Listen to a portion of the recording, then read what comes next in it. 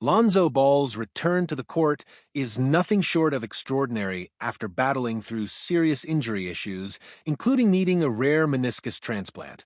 Many questioned whether he'd ever be able to play basketball at a high level again, with some believing that he was destined for doom. I don't think he'll ever be the same based off of what we're seeing and hearing and reading about. I've heard that it's even hard for him to get up from the sitting position. The whole thing was ugly. I can't lie. At one point, even I started to have some doubts. After a 2-season hiatus, not only has Zoe made it back, but he's thriving with the Chicago Bulls. His recovery and resilience are a testament to his heart, his dedication, and his big baller DNA. All right, that was terrible, but I had to find a smooth way to shout out all of the balls because they're all doing their own thing. Even Jello, who many tried to clown. You ready for some? Let's see. And I heard she show who she be. A Jello video is coming soon, so subscribe with notifications on so that you don't miss that or any of the other content that I'm going to be dropping. When Lonzo made his long-awaited return to the court after 2 years, I won't lie, I got chills. And so far, no setbacks here in the camp, no setbacks. This to the crowd, checking in for the Chicago Bulls' number 2 Lonzo Ball.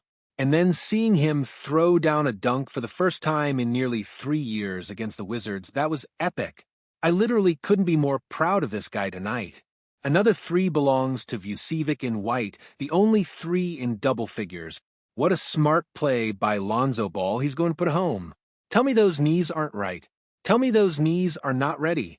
That's as healthy as you could possibly look. It's easy to forget just how serious Zoe's injury was, especially when you consider where he is now. Not long ago, this man couldn't even walk his dog or play with his daughter without experiencing pain. That sounds like a nightmare. At that point, this whole thing was so much bigger than basketball.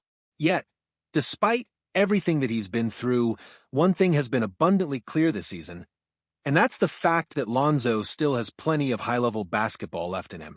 Point San Antonio, LiAngelo Ball slings it ahead for Zach LaVine, the catch and the slam. Lonzo Ball came over like a free safety. Check out Lonzo here. He's playing like a free safety in football. The anticipation, the timing, and the instinct to make that play are things that you just can't teach. He reads the situation, steps off of his man, and cuts in to intercept the pass to a would-be wide-open player heading for the basket. Without Lonzo making that play, it's an easy layup or dunk for the Spurs, but instead he sets up a highlight reel dunk for his buddy Zach LaVine. LaMelo's been turnover-prone this year. He handles the ball so much. Lonzo covers him up as he tried to step back for the 3. Check out his defense on his little brother, LaMelo here. He doesn't record a stat, but he repeatedly plays suffocating defense on him, which would have ruined this possession if Zach LaVine didn't fall asleep. But regardless of Zach LaVine falling asleep or not, defense like this is invaluable. Zoe's stats have been impressive in the past, but as I've pointed out, his stats extend far beyond what any stat sheet can capture. Zoe's ability to impact the game in so many ways is why any team with real championship aspirations should be eager to add Zoe to their roster. Is this a bad time to mention that Zoe's time in Chicago might be coming to an end?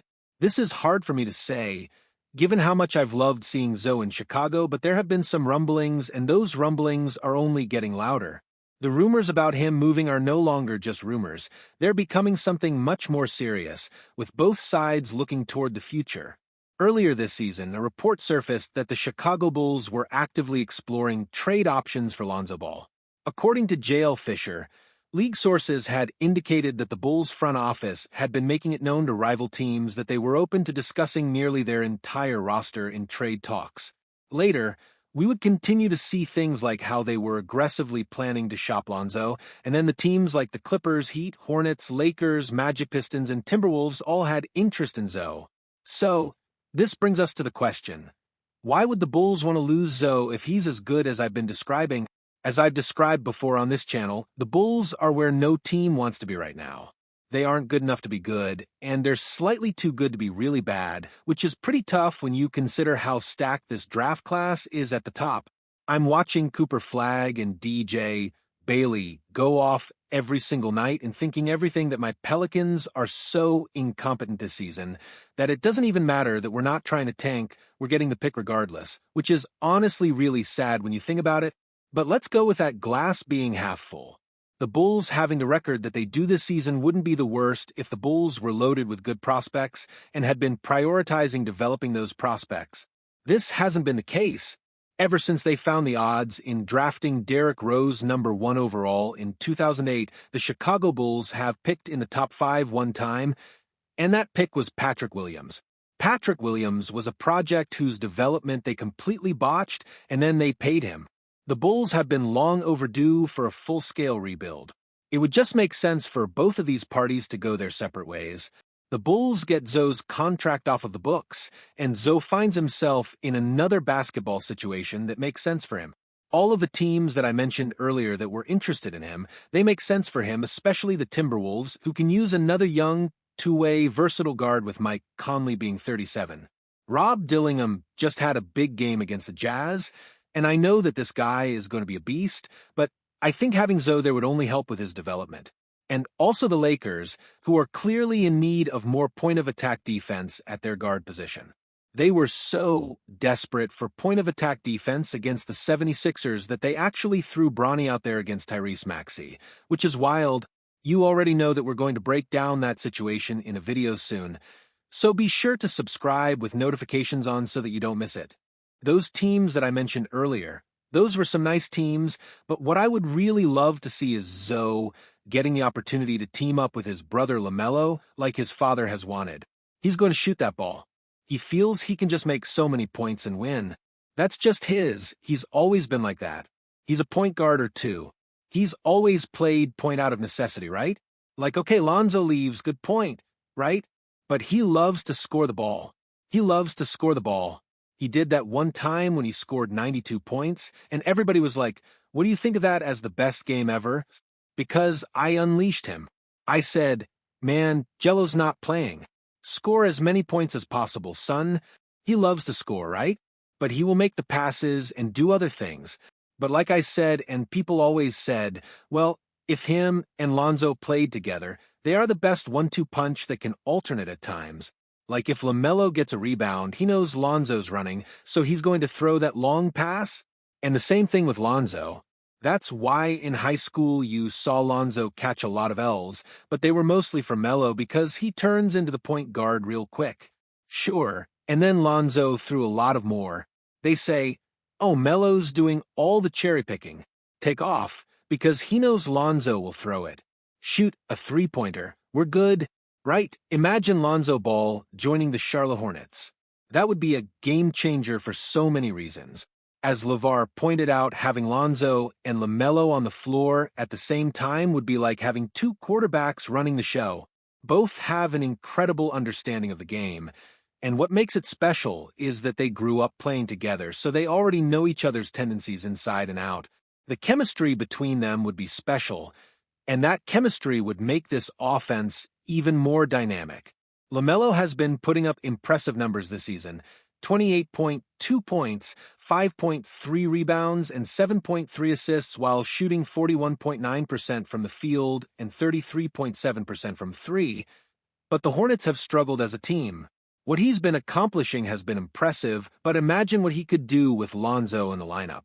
With Zoe's playmaking and defensive presence, LaMelo would likely see his efficiency spike, and there's a chance that he could even push his scoring averages higher. More importantly, though, maybe the Hornets could start winning some more games. That is, assuming that they would both stay healthy along with the rest of the team.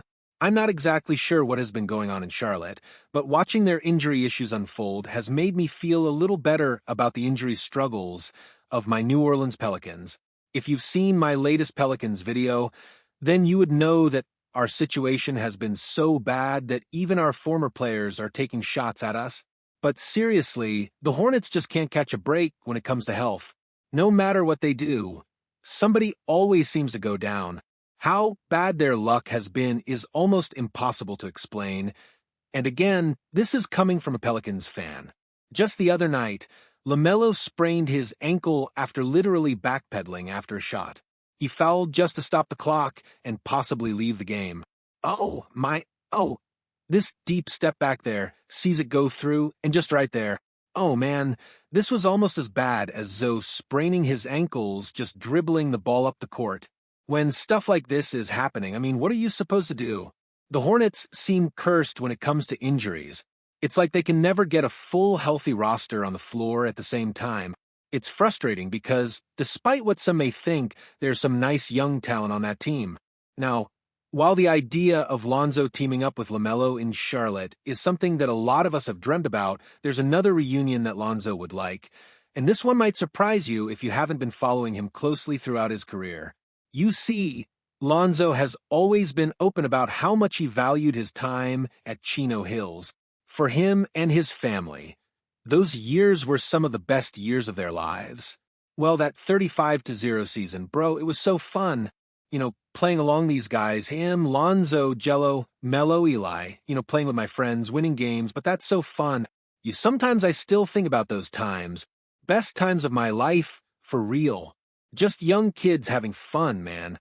It could happen again. Man, just gotta do it. Even though Zoe has dealt with his own personal issues, he and Dona have kept a tight connection. We all know about the Ball brothers' bond. But this guy is somebody that Lonzo has always had huge respect for. This sounds sort of dumb to say, but I feel like a lot of people forget that Ona was part of that Chino Hills group. Can you guys believe that Ona was the 6th overall pick in the 2020 NBA draft? How loaded was this Chino Hills team? So just to be clear, I'm in no way saying that everybody teaming up would result in them forming a super team or anything like that. Just more so that something like this would be fun to see again with everybody wanting to link up. It's something that's definitely on the table. Could you guys see all of the stars of that Chino Hills squad linking back up and playing on the same team? Or do you think that they'll just continue to be great in their own way? I definitely want to do a video on that whole squad, so if that's something that you guys want, that might be something that I have to bring to the channel. Anyways, guys, there's some more going on in the basketball world that I need to be covering, so click the video on the screen right now. Using code COOP4UNDERDOG is also a great way to support this channel. I'm Get Like Coop bringing you guys the scoop until our next upload.